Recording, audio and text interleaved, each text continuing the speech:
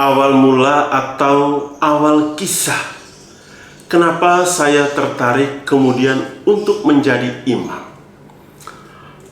Ada banyak hal, tetapi dalam kesempatan ini saya hanya mengangkat 3 tema.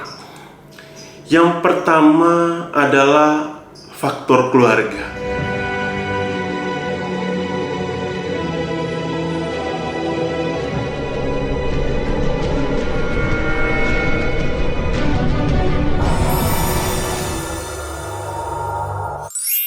Sahabat SVD, selamat berjumpa kembali di channel YouTube SVD Jawa.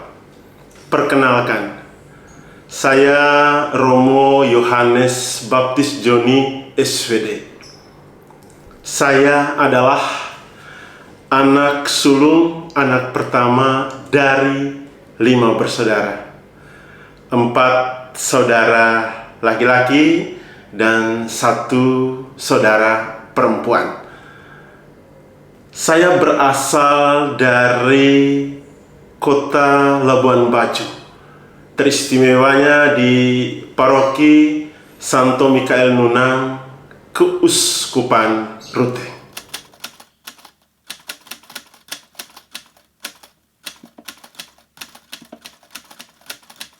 Sekilas tentang pendidikan formal saya mengawali pendidikan di Taman Kanak-kanak itu sekitar tahun 91 dan 92. Tahun 94 sampai dengan 2000 saya memasuki jenjang pendidikan sekolah dasar.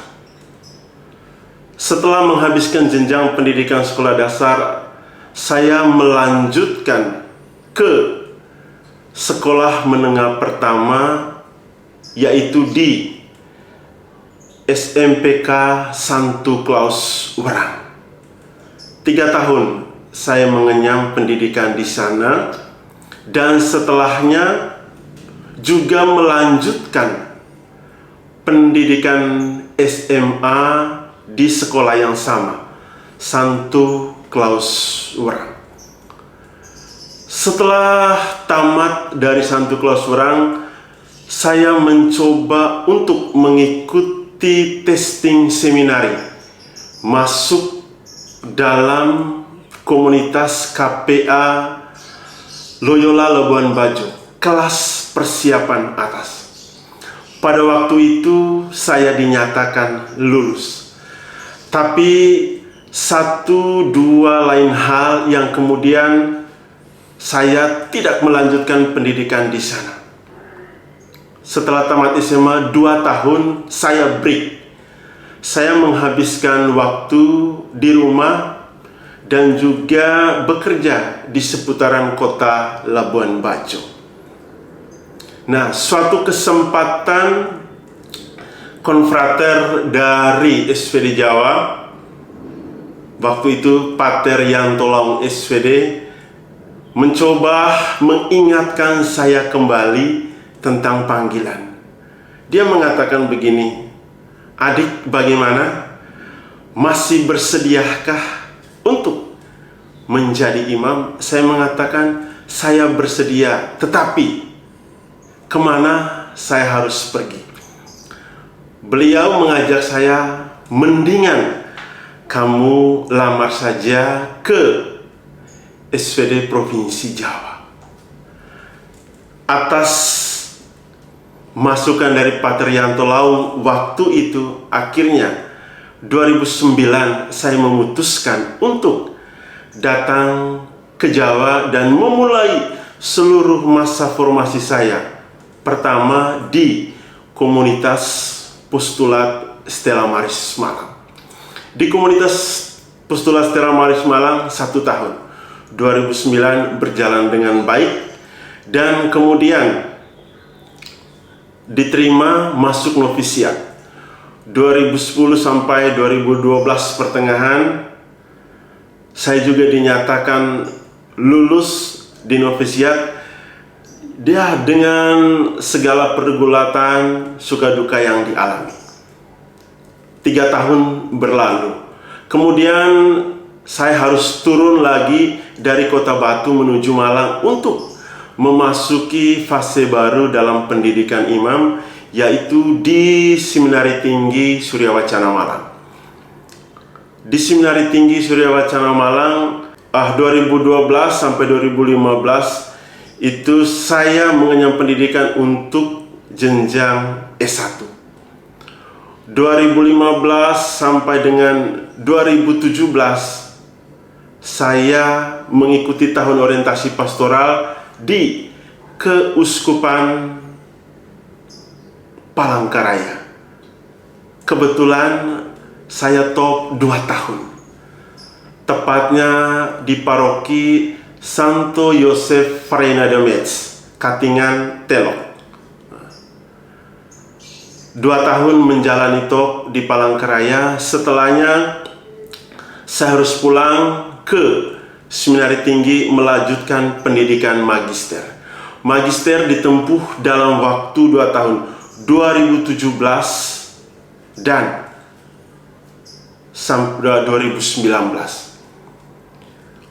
Masa tenggang antara 2017 dan 2019, 2018 saya mengucapkan kaul kekal 15 Agustus 2018 dan kemudian Februari 2019 ditabiskan diakon dan setelahnya 31 Oktober 2019 saya ditabiskan imam, menjadi seorang imam di dalam Serikat Sabda Allah di Keuskupan Malang oleh Monsinyur Henrikus Pidiarto.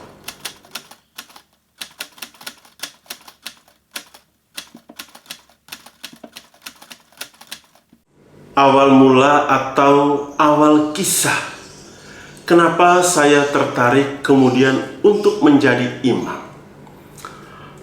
Ada banyak hal, tetapi dalam kesempatan ini saya hanya mengangkat 3 tema.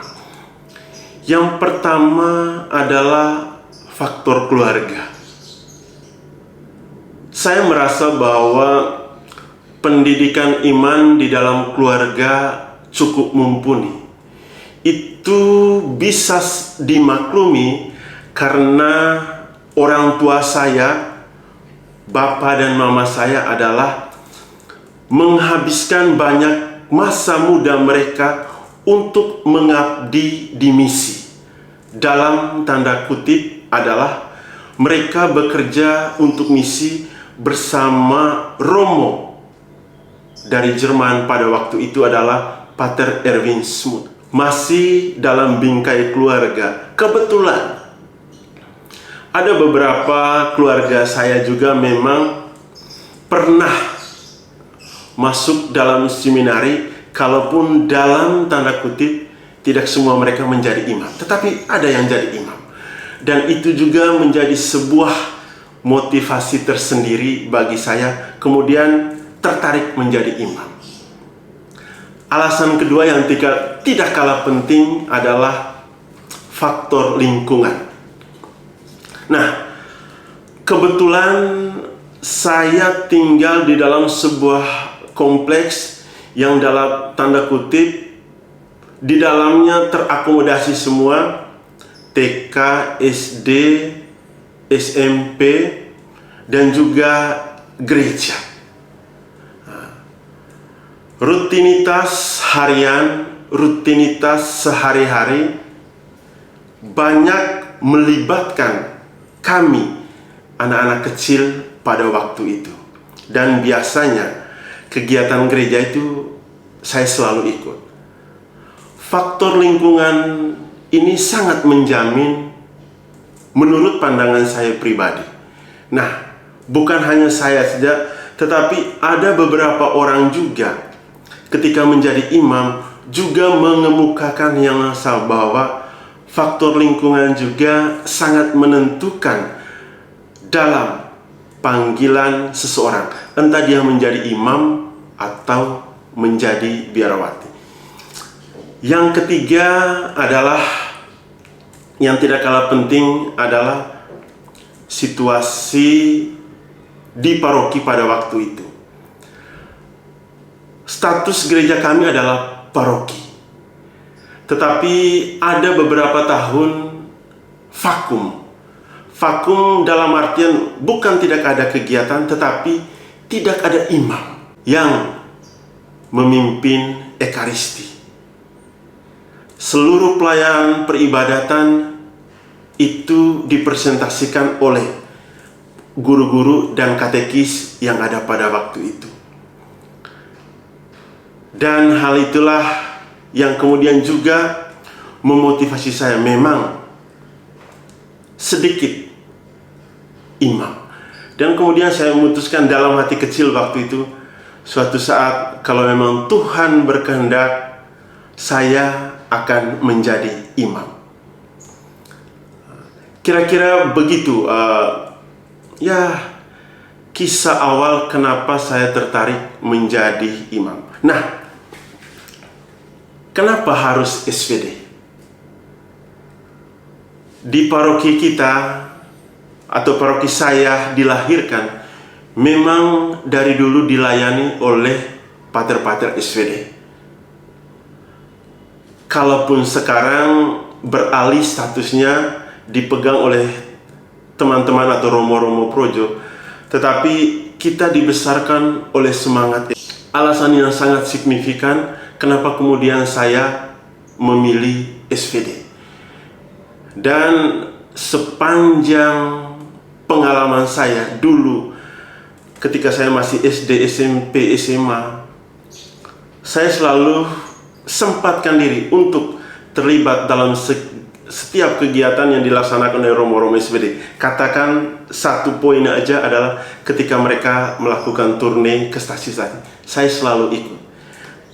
Kira-kira begitu kenapa kemudian saya harus memilih SVD.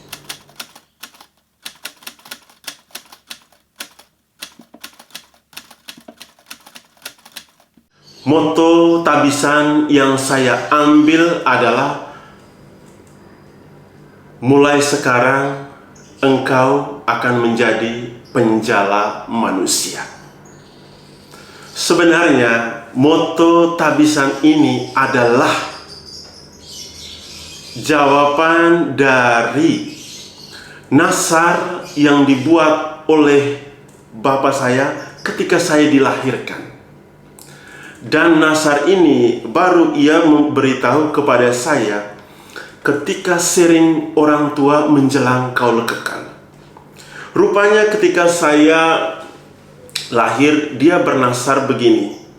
Dia mengambil inspirasi dari kelahiran Yohanes Pembaptis. Mau jadi apakah anak ini nanti?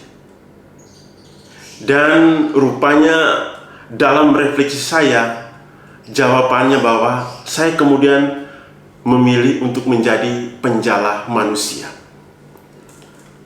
Kalau kemudian orang bertanya, Pastor Joni, kenapa harus penjala? Alasan sederhana saya adalah, paroki Nunang itu ada di pinggir danau. Dan di Keuskupan Ruteng sendiri banyak sekali imam yang lahir dari paroki Nunang. Dan sebagian orang, bahkan para pensiunan di sana, selalu mengatakan bahwa Danau Sanonggoang yang kita punya itu ibaratnya Danau Galilea, di mana setiap tahun selalu ada benih panggilan. Kenapa harus penjala? Karena memang saya lahir di seputaran Danau Sanonggoang. Lahir di seputaran danau. Ini refleksi sederhana saya. Kenapa harus penjala? Karena ada sebuah bingkai besar yang menyertai seluruh kisah masa kecil saya, kemudian melanjutkan formasi dan ditabiskan menjadi imam.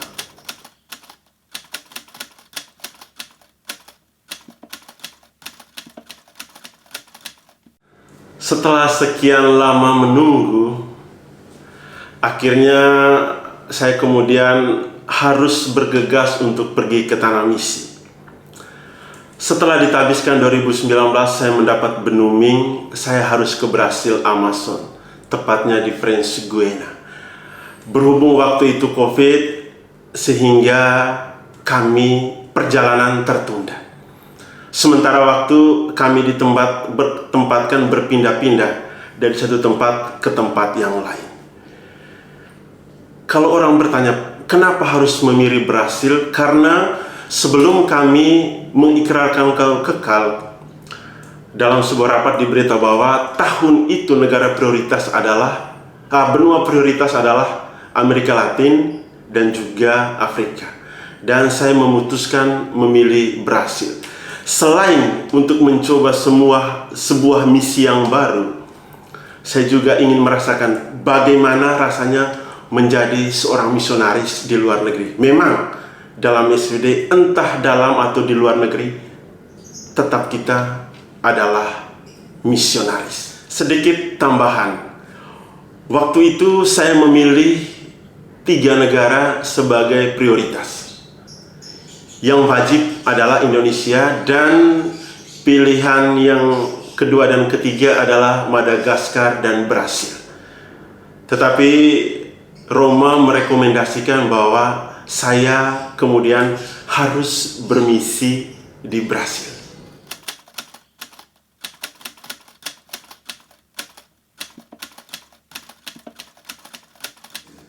Sahabat SVD, sekianlah perkenalan singkat saya. Saya berterima kasih kepada keluarga sebagai donatur terbesar untuk sebuah misi Allah, untuk sebuah panggilan. Berterima kasih juga kepada SVD sebagai dapur yang menempah kami dalam rumah formasi, postulat, novisiat, dan seminari tinggi, dan memantapkan kami untuk kemudian menjadi seorang imam SVD selamanya.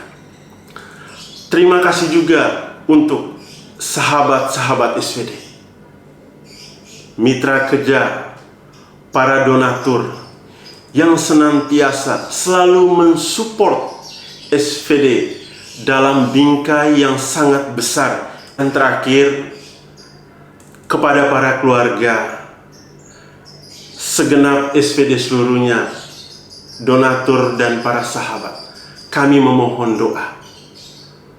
Doakan kongregasi SVD yang besar ini, doakan para misionarisnya, dan doakan seluruh misinya yang dipersembahkan untuk dunia, untuk gereja, dan juga untuk misi lokal dimanapun SVD bekerja. Tuhan memberkati. Bekerja di ladangmu, jadi abdi Allah.